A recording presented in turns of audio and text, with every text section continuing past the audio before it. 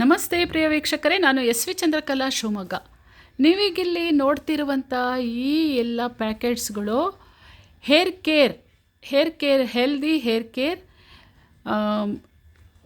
ಏನು ಪ್ರಾಡಕ್ಟ್ ಅಂತ.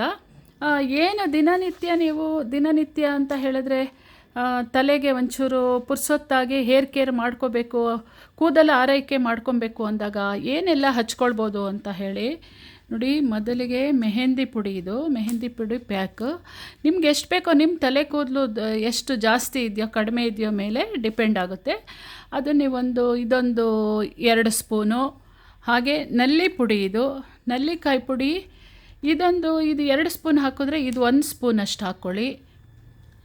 ಹಾಗೆ ಇದು ಭೃಂಗರಾಜ ಏನು ಗರ್ಗನ್ ಸೊಪ್ಪು ಅಂತ ಕೂಡ ನಾವು ಹೇಳ್ತೀವಿ. ಭೃಂಗರಾಜ ಪೌಡರ್ ಕೂಡ 1 ಸ್ಪೂನ್ ಅಷ್ಟು ಹಾಕ್ಕೊಳ್ಬೇಕು.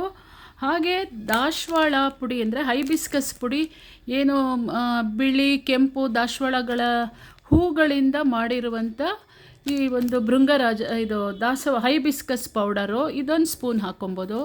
ಹಾಗೆ ಬ್ರಾಹ್ಮಿ ಎಲೆಯಿಂದ ಮಾಡಿರುವಂಥ ಬ್ರಾಹ್ಮಿ ಪೌಡರ್ ಅಂತ.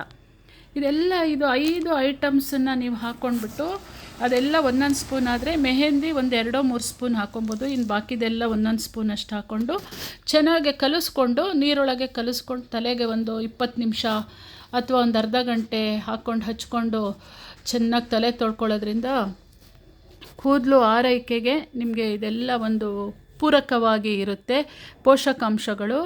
ಹಾಗೆ ಕೂದಲು ಉದ್ರದಂತೂ ಖಂಡಿತ ನಿಲ್ಲುತ್ತೆ. ಕೂದಲು ಬೆಳವಣಿಗೆ ಕೂಡ ಅದು ಕೆಲವು ಆಹಾರದಿಂದ ಕೆಲವರಿಗೆ ಆಗುತ್ತೆ ಅಂದರೂ ಕೂಡ ಇಂಥ ಆರೈಕೆ ಎಲ್ಲ ಮಾಡಿಕೊಂಡಾಗ ಉದ್ರದು ಕಡಿಮೆ ಇದ್ದರೆ ಸಹಜವಾಗಿ ನಮಗೆ ಬೆಳವಣಿಗೆ ಅದು ದಿನ ಬೆಳೀತಿರುತ್ತೆ, ಉದ್ರದ್ದು ನಿಲ್ತು ಅಂದರೆ ಬೆಳೆಯೋದು ನಮಗೆ ಜಾಸ್ತಿನೇ ಆಗುತ್ತೆ.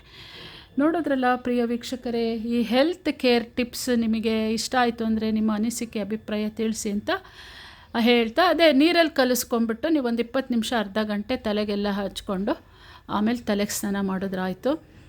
ಇದು ಏನಪ್ಪ ಅಂತ ಹೇಳಿದ್ರೆ, ಎಣ್ಣೆ ಹಾಕ್ಕೊಂಡಾಗ ನೀವು ಹಚ್ಕೊಳ್ಳೋಂಗಿದ್ರೆ ಸ್ವಲ್ಪ ಸೀಗೆ ಪುಡಿ ಅಂಟುವಾಳನ ಹಾಕ್ಕೊಂಡು ತಲೆ ತೊಳ್ಕೊಂಡು ತಲೆ ಡ್ರೈ ಇದ್ದವಾಗ ಇದೆಲ್ಲ ಹಚ್ಕೊಂಡು ವಾರಕ್ಕೊಂದ್ಸಲಿ ಮಾಡೋದ್ರಿಂದ. ಮತ್ತು ನೀವು ಶಾಂಪೂ ತಯಾರಿಕೆ ಮಾಡೋಕ್ಕೆ ಕೂಡ ಇದೆಲ್ಲ ಬಳಸ್ತಾರೆ. ಇಲ್ಲಿ ನಮ್ಮ ಮನೆ ಹತ್ರ ಎಲ್ಲ ಬಂದು ಹೇಳ್ತಿರ್ತಾರೆ, ಇದನ್ನೆಲ್ಲ ನಾವು ಶಾಂಪೂಗೆಲ್ಲ ಬಳಸ್ತೀವಿ, ತರಿಸ್ಕೊಡಿ ಅಂತ ಹೇಳಿ.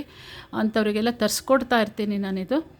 ಶಾಂಪೂ ಕೂಡ ಇದರಲ್ಲಿ ಮಾಡಿಕೊಂಡಾಗ ಇದಕ್ಕೆ ಇದ್ರ ಜೊತೆ ಸುವಾಸನೆಗೋಸ್ಕರ ರೋಸ್ಮೆರಿ ಸಿಗುತ್ತೆ, ರೋಸ್ಮೆರಿ ವಾಟರ್ ಮಿಕ್ಸ್ ಮಾಡ್ತಾರೆ. ಹಾಗೆ ಸ್ವಲ್ಪ ಅಂಟುವಾಳಕಾಯಿ, ಸೀಗೆಕಾಯಿ ಎಲ್ಲ ಇದ್ರ ಜೊತೆ ಹಾಕೋದ್ರಿಂದ ಇದು ಒಳ್ಳೆ ಶಾಂಪೂ ಕೂಡ ತಯಾರಿ ಮಾಡ್ಬೋದು. ಅದು ತೋರಿಸ್ತೀನಿ ನೋಡಿ, ಅಂಟುವಾಳ ಸೀಗೆ ಪುಡಿ ಹೇಗಿರುತ್ತೆ ಅಂತ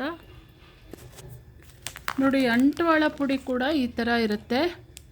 ಅಂಟುವಾಳ ಕಾಯಿನೇ ಚೆನ್ನಾಗಿ ಒಣಗಿಸಿ ಪುಡಿ ಮಾಡೋಂಥದ್ದು. ಹಾಗೆ ಸೀಗೆಕಾಯಿ ಒಣಗಿಸಿ ಪುಡಿ ಮಾಡೋಂಥದ್ದು ನೋಡಿ. ಇದೆಲ್ಲ ನಮ್ಮಲ್ಲೇ ತಯಾರಾಗೋಂಥ ವಸ್ತುಗಳು. ಇದೆಲ್ಲ ಹೆಲ್ತ್ ಕೇರ್ ಟಿಪ್ಸು. ನಿಮಗೆ ಏನೇ ತಲೆಗೆ ಎಣ್ಣೆ ಹಾಕ್ಕೊಂಡಾಗ ಈ ಸೀಗೆಕಾಯಿ ಅಂಟುವಾಳದ ಪುಡಿ ಕಲಿಸ್ಬಿಟ್ಟು ತಲೆ ಚೆನ್ನಾಗಿ ತಿಕ್ಕೊಂಬಿಟ್ರೆ ತಲೆಯಲ್ಲಿರೋ ಜಿಡ್ಡೆಲ್ಲ ಹೋಗುತ್ತೆ. ಆ ನಂತರ ಒಣಗಿದ್ದು ಕೂದಲಿದ್ದಾಗ ನಿಮಗೆ ಎಣ್ಣೆ ಪಸೆ ತಲೆಯಲ್ಲಿ ಇಲ್ಲದಾಗ ಇದನ್ನೆಲ್ಲ ನೀವು ಮಾಡ್ಬೋದು. ಇವಾಗ ತೋರಿಸಿದ್ನಲ್ಲ ನಾನು, ಮೆಹಂದಿ ಪುಡಿ, ನಲ್ಲಿ ಪುಡಿ, ಹೈಬಿಸ್ಕಸ್ ಪೌಡರು, ಬ್ರಾಹ್ಮಿ ಪೌಡರು, ಹಾಗೆ ಭೃಂಗರಾಜ ಪೌಡರು ಇಷ್ಟನ್ನು ಕಲಿಸ್ಕೊಂಡು ಕೂದಲು ಆರೈಕೆ ಮಾಡ್ಕೊಳ್ಬೋದು ಅಂತ ಹೇಳ್ತಾ ನನ್ನ ಈ ವಿಡಿಯೋ ಮುಗಿಸ್ತಿದ್ದೀನಿ.